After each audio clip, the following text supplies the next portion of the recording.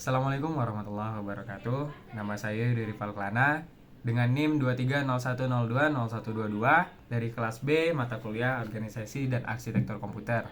Di sini saya akan menjelaskan tentang struktur CPU.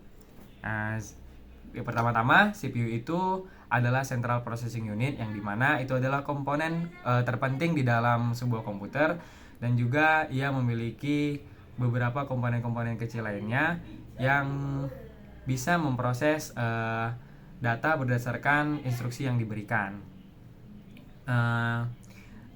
Dalam CPU, dalam komponen CPU memiliki dua jenis. Yang pertama adalah komponen fisik dan juga logik. Nah, yang pertama adalah komponen logik yang terdiri dari ALU atau Arithmetic and Logic Unit yang bertugas untuk memberikan fungsi pengolahan data.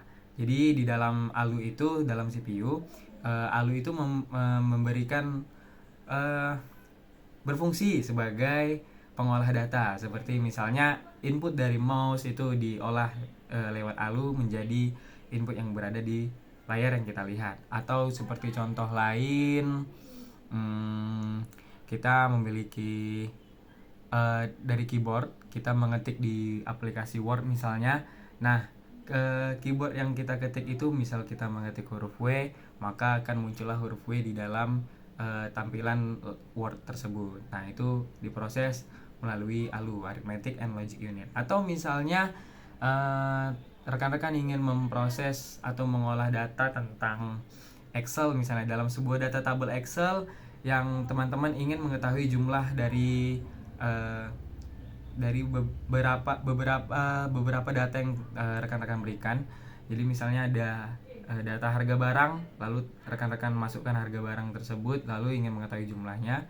Nah, itu diproses melalui program Excel, lalu juga menyangkut dalam proses Arithmetic and Logic Unit atau ALU. Lalu yang kedua ada Control Unit. Nah, Control Unit itu bertugas mengatur operasi CPU secara keseluruhan mengenai komputer sehingga terjadi sinkronisasi kerja antar komponen dan menjalankan tugas. Jadi control unit ini bertugas seperti alat penyinkron antara komponen CPU yang satu dengan yang lainnya. Misal anggap saja teman-teman mempunyai aplikasi, yaitu seperti Word tadi, yang yang teman-teman klik lalu muncul di komputer rekan-rekan. Nah, lalu bagaimana sih proses agar aplikasi Word itu bisa terbuka? Nah, jadi awalnya itu sebuah klik itu yang rekan-rekan klik lalu masuk ke dalam control unit dan dijalankan di dalam sebuah komponen yang bernama RAM. Nah, tapi kita tidak membahas RAM lebih dalam, kita hanya membahas struktur tentang CPU. Lalu ada juga yang namanya register. Register ini memiliki beberapa sektor yang terletak pada RAM sebenarnya. Namun register ini adalah media penyimpanan internal CPU saat proses olah data. Nah, jadi register ini adalah komponen yang menyimpan interaksi CPU pada saat mengolah data. Jadi antara RAM dan CPU ini memang sangat berketerkaitan antara satu dengan yang lainnya.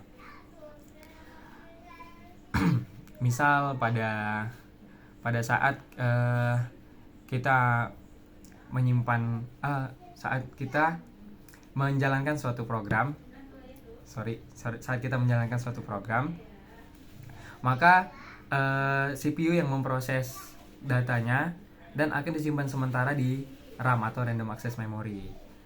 Lalu ada CPU interconnection. Nah, CPU interconnection ini apa sih? Seperti yang kita tahu, interconnection itu seperti simpang ya.